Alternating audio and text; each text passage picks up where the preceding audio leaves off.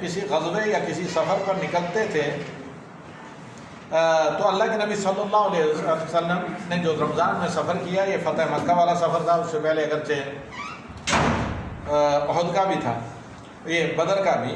تو فتح مکہ میں جب اللہ کے نبی صلی اللہ علیہ وسلم مقام قدیر پر پڑے، سفر میں بھی روزے سے تھے، تو وہاں پر اللہ کے نبی صلی اللہ علیہ وسلم نے افطار کیا اور لوگوں کو افطار کرنے کا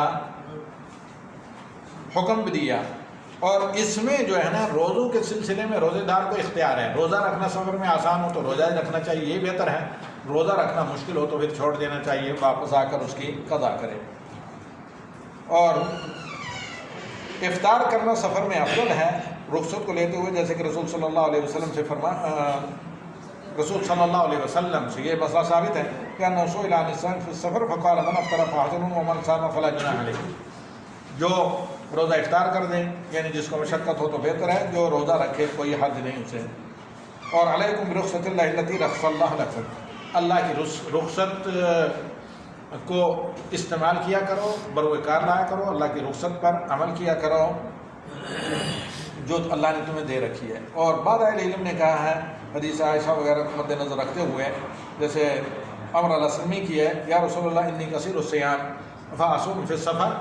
اے اللہ کے رسول میں بہت زیادہ روزہ رکھتا ہوں، کیا سفر میں بھی روزہ رکھوں؟ وہ قال ان شئت فصم و ان شئت فافطر، تمہاری مرضی ہے، روزہ رکھو، نہ چاہو تو رکھو، اگر افطار کرنا چاہو تو افطار کرو۔ یہ صحیح بخاری اور مسلم میں ہے۔ مختصر یہ کہ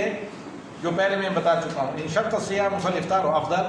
امام ابن کثیر کہتے ہیں اگر روزہ میں تکلیف ہے، مشقت ہے تو افطار کرنا افضل ہے، حدیث جابر کی وجہ سے کہ رسول صلی اللہ علیہ وسلم نے ایک آدمی کو روزے کی حالت میں مشقت میں دیکھا تو کہا ما ھذا قال صائم فقال لیس من البر الصیام فی السفر، سفر میں روزہ رکھنا کوئی نیک کام نہیں۔ واما ان رغب عن السنہ وراء ان الفطر مکروہ علیہ فھذا یتعین علیہ الافطار، لیکن جو اپنی طرف سے زیادہ افراد کرنا چاہے توقع میں مکروہ سمجھے سفر میں افطار، تو اسے کے لیے جائز نہیں رکھنا، اسے افطار کرنا ضرور ہے، لیکن جو آدمی آسانی سے بلا مشقت کے روزہ رکھ سکتا ہو تو اس کے لیے سفر میں روزہ رکھنا افضل بہتر ہے اگر مشقت نہ ہو۔ اس کے بعد والا ایک بڑا اہم مسئلہ ہے، اسے بھی ذکر کرتے چلیں شادی شدہ لوگوں کے لیے، وہ یہ کہ اللہ تعالیٰ کہتا ہے کہ احل لکم لیلۃ الصیام الرفث الی نسائکم، مسئلہ یہ ہے کہ جو شادی شدہ جوڑے ہیں شروع اسلام میں اگر افطار کرنے کے بعد کسی کی آنکھ لگ جاتی تو پھر دوسرے دن مغرب تک کھانا کھا نہیں سکتے تھے، کوئی کام نہیں کر سکتے تھے جو اگینسٹ فاسٹنگ ہو، روزے کے منافی ہو۔ یہ شروع میں اکثر لوگ نیو مسلم تھے، حتیٰ کہ جلیل القدر خلفاء حضرت عمر حضرت ابوبکر سب لوگوں نے، ظاہر بات ہے بڑے جوانی کی عمر میں نبی صلی اللہ علیہ وسلم نبی بن کر بھیجے گئے آئے، تو ان سب لوگوں نے نبی صلی اللہ علیہ وسلم کے ہاتھ پر اسلام قبول کیا تھا، اس سے پہلے روزوں کے عادی نہیں تھے، تو لوگوں پر کافی یہ چیز گران گزری، شاق گزری۔ پھر اللہ تعالیٰ نے آسانی آیات نمبر 187 کے ذریعے آیت نمبر نازل کی، کہا وَأُحِلَّ لَكُمْ لَيْلَةَ الصِّيَامِ الرَّفَثُ إِلَىٰ نِسَائِكُمْ، تم وصال یا ملاپ کر سکتے ہو اپنی بیویوں سے، لیکن رات کے وقت صرف غروب آفتاب کے بعد سے لے کر صبح فجر کی اذان سے پہلے۔ ہن لباس لکم وانتم لباس لہن، تم ایک دوسرے کے لیے لباس و پردہ، لباس کا مطلب یہ بہت طویل مسئلہ ہے، اس کو میں نے کسی عربی کتابچے میں ذکر کیا ہے، اور بہت سے بعض مفسرین نے، بعض متاخرین نے، شعرائی وغیرہ نے بہت ہی تفصیلی اس کی واحدانہ تفسیر کی ہے۔ وہ یہ کی ہے پہلی چیز کہ میاں بیوی ایک دوسرے کے اتنے قریب ہوتے ہیں جتنا لباس ہوتا ہے، لیکن یہ ظاہری جو سمجھ میں آ رہا ہے یہ نہیں اثر اس میں، یعنی لباس جس طرح امانت دار ہوتا ہے کہ جس نے لباس کپڑا پہنا ہوا ہے اس کی ہر خامی کو، کمزوری کو، برائی کو، جسم پر کوئی داغ ہے، کوئی بدصورتی ہے، کوئی عیب ہے، کوئی بیماری ہے، کوئی زخم لگا ہے، کوئی کچھ ہے جس کو وہ لوگوں سے چھپانا چاہتا ہے، تو لباس جس طرح لباس پہننے والے کے عیوب کو چھپا کر اسے خوبصورت ظاہر کرتا ہے، میاں بیوی پر، وائف اینڈ ہسبینڈ پر یہ فرض ہے کہ ایک دوسرے کے وہ لباس ہیں ان کے ہمراہ بن کر رہیں، ان کی جتنی کچھ خامیاں ہیں، کمیاں ہیں، آپس میں درمیان میں چھپا کر رکھیں، کسی تیسرے آدمی تک نہیں پہنچنا چاہیے، یعنی ان کے بیڈ روم سے ان کی راز کی باتیں، ان کی سیکرٹ باتیں ان کے بیڈ روم سے باہر کہیں نہ جائیں۔ صرف ان دو کے درمیان میں رہیں. اگر یہ چیز لیک ہوتی ہے، ان کے جو آپس میں سیکرٹ باتیں راز ہیں، تو اس کا مطلب یہ لباس قابل استعمال نہیں، یہ پھٹا ہوا لباس ہے. تو اس کو رفع گری کرنے کی ضرورت ہے، پیمند کاری کرنے کی، اصلاح کی ضرورت ہے. اصلاح سے بھی ٹھیک نہ ہو تو پھر بہتر ہے کہ ہاں جی اس سے جان چھڑائی جائے. دونوں میں سے کوئی بھی. مرد پر ذمہ داری ہے کہ وہ اپنی بیوی کا احترام کریں، ان کے جتنے راز ہیں ان کو رازدارانہ رہنے دے، اور اسی طرح بیوی کی بھی یہ ذمہ داری ہے. الا یہ کہ کہیں عدالت میں جب کیس چلے، یہ دوسرے مسائل ہیں، یا جب علاج معالجہ میڈیکل کے مسائل ہوتے ہیں تو ان میں شریعت ایک ضرورت کے تحت کچھ حد تک اجازت دیتی ہے. تو ہن لباس لکم وانتم لباس لہن علم اللہ انکم کنتم، اور یہ کہ اچھائیاں ظاہر کریں ایک دوسرے کی، برائیوں پر پردہ ڈالیں. جیسے نبی صلی اللہ علیہ وسلم نے ایک دعا میں کہا ہے، پناہ مانگی ہے ایسے جوڑے سے، ایسے شریک حیات سے، ایسے دوست سے جو برائیوں کو تو چھپا دے، جو اچھائیوں کو تو چھپا دے، دفن کر دے، اور برائیوں کو عام کرے. جبکہ برائیوں پر پردہ ڈالنا چاہیے، اچھائیوں کو نمایاں کرنا چاہیے.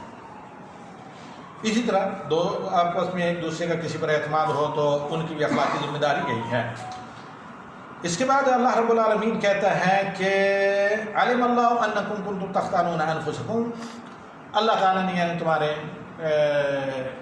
دل کی باتوں کو جان لیا. یہاں ذرا میں اختصار کے ساتھ کرتے ہوئے آگے بڑھوں گا. تو فتاب علیکم کہا اس سلسلے میں جو تم سے تھوڑی بہت مسٹیک یا غلطیاں ہوئی ہیں، اللہ نے تمہاری توبہ قبول کر لی ہے، وعفا عنکم تمہیں معاف کر دیا ہے.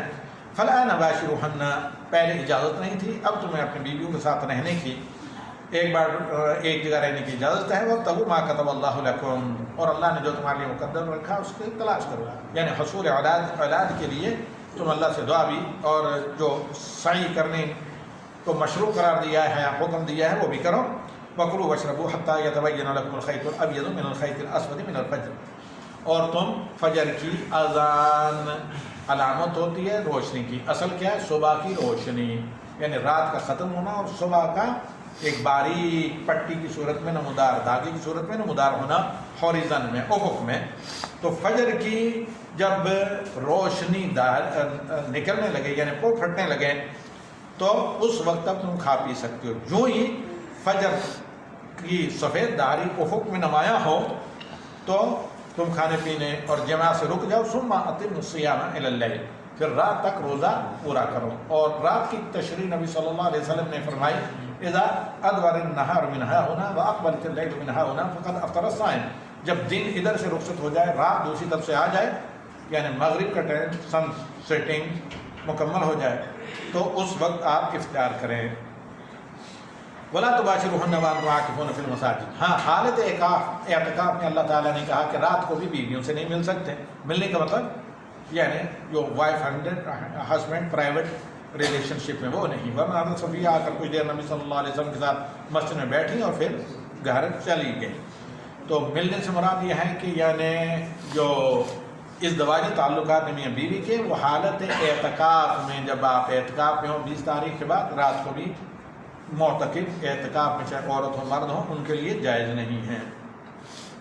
اور اسے یہ بھی معلوم ہوا کہ اعتکاف صرف مساجد میں ہوتا ہے،